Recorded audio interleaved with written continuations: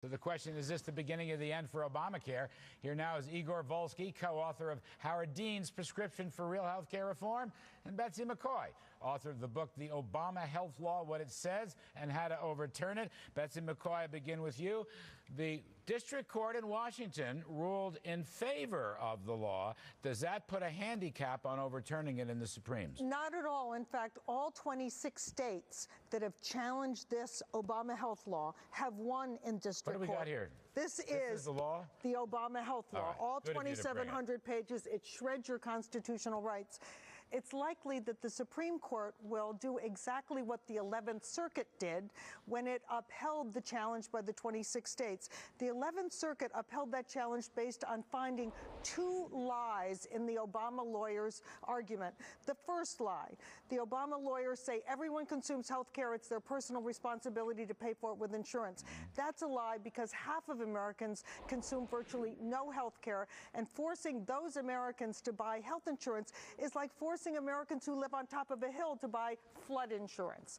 The second lie. Quickly. Let me get it. The lies here are a little misleading. The second lie. Hold on, we're going to get right to you. The second lie is that the mandate will eliminate free riders, people who go to the hospital, get cared for, and don't pay for it.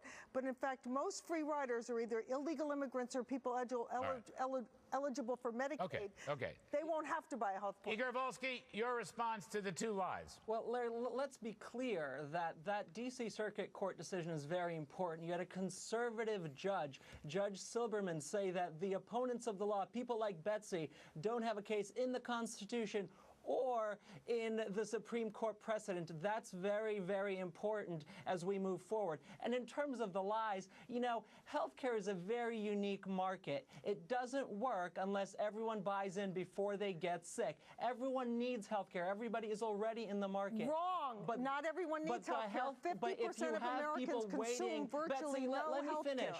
How can 50%? That just sounds like because healthcare needs are extremely skewed, and 5% of Americans consume 50% and Betsy, you know as well as I do.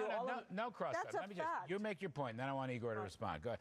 50%. That more than most Americans have health care insurance today. 50% of Americans consume virtually no health care. That's from the Agency for Healthcare Research and Quality. It's a federal agency. It's their 2006 report. Every single year, and that means what? And that means what? That means that those Americans shouldn't be forced to buy a costly, expensive health plan for drug abuse treatment, for psychiatric care, for all kinds of extensive care they will never use. All right. So, Igor, this is really the personal freedom, constitutional freedom argument. What's your response? Well, Larry, what the Constitution says is that Congress can regulate an activity so long as it affects interstate commerce. And the reason why health care fits that description is because those 50% of the people who don't have health insurance or whatever statistic Betsy's throwing out, they're going to get sick. They're going to need insurance. And because they are uninsured, they're going to go to the emergency room, and that care is going to be passed on, shifted onto the taxpayer, onto the system. That's why you got to bring these people into insurance before they become sick. Found that was actually a myth. They called that argument, which the Obama health lawyers use again and again, a sleight of hand. That's Larry, a polite way of saying it's a lie. The fact is that Americans don't all use health care.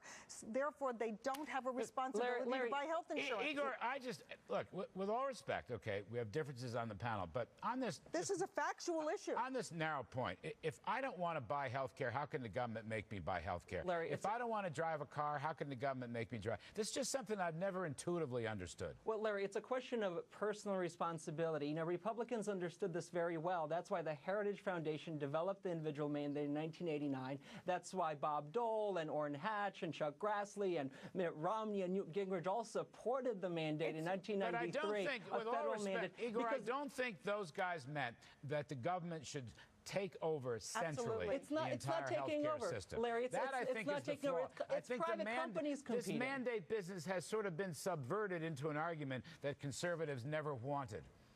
Well, what conservatives wanted was for people to take responsibility for their health care costs. Because everyone's going to get sick, everyone's going to incur health care costs. Not everyone gets sick, Larry. Half of the people don't get sick. Instead of passing those costs on to society, they should take responsibility. We're going to leave it there. I'll just tell you this. Factually incorrect. Constitutional or not, Betsy, I want free market competition and individual that's what contributions. The law does. It does no, not. it doesn't. That's what the law does. Forces everyone to buy a one-size-fits-all Igor plan. Volsky in that corner, Betsy McCaughey in this corner. I'm still Kudlow. Still ahead on the